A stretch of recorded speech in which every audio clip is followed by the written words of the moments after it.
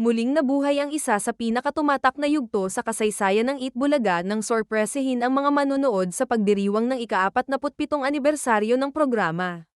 Sa sandaling lumabas sina Yaya Dub, Lola Nidora, Lola Tinidora, at Lola Tidora sa iisang entablado, agad na bumalik ang alaala ng kalye serye na minsang nagbigay ng kakaibang saya at kilig sa milyon-milyong Pilipino.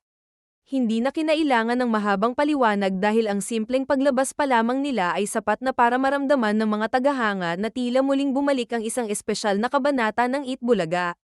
Mas lalo pang naging emosyonal ang eksena ng muling isayaw ng apat ang kanilang mga signature dance na minsang naging bahagi ng araw-araw na panonood ng publiko.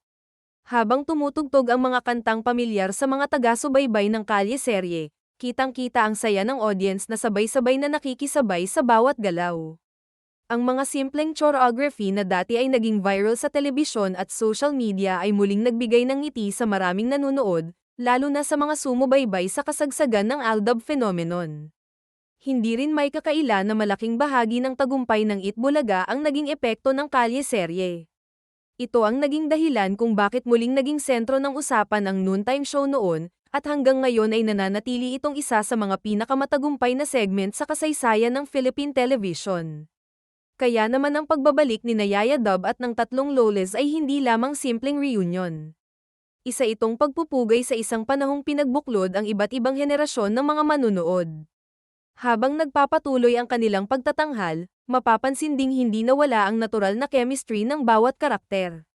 Nandoon pa rin ang mga pamilyar na ekspresyon, ang kakaibang timing sa pagpapatawa, at ang simpleng kilos na minsang naging dahilan kung bakit araw-araw silang inaabangan ng publiko.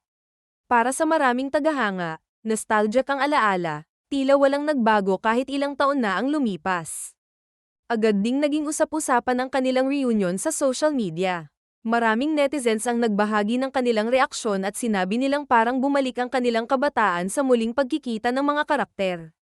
May ilan ding nagsabing kahit panandalian lamang ang kanilang pagsasama sa entablado, sapat na iyon upang maibalik ang nostalgia na matagal na nilang nami-miss. Ang mga video clip ng kanilang performance ay mabilis ding kumalat at patuloy na pinapanood ng mga gustong balikan ang makasaysayang sandaling iyon. Kasabay ng selebrasyon ng ika-47 anibersaryo ng Itbulaga, ipinakita rin ng programa na hindi nalilimutan ang mga segment na naging bahagi ng tagumpay nito sa loob ng maraming dekada.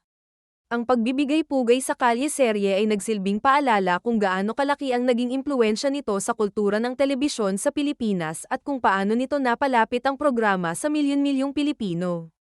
Sa pinakahuling mga kaganapan, nananatiling espesyal na bahagi ng pagdiriwang ng Itbulaga ang reunion ni Yaya Dub, Lola Nidora, Lola Tinidora, at Lola Tidora.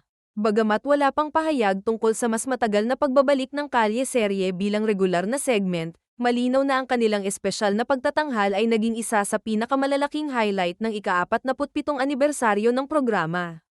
Pinatunayan lamang nito na may mga karakter at mga alaalang hindi kumukupas, at sa tuwing muli silang nagsasama sa entablado, buhay na buhay pa rin ang saya, tawanan, at nostalgia na minsang bumihag sa puso ng buong bansa.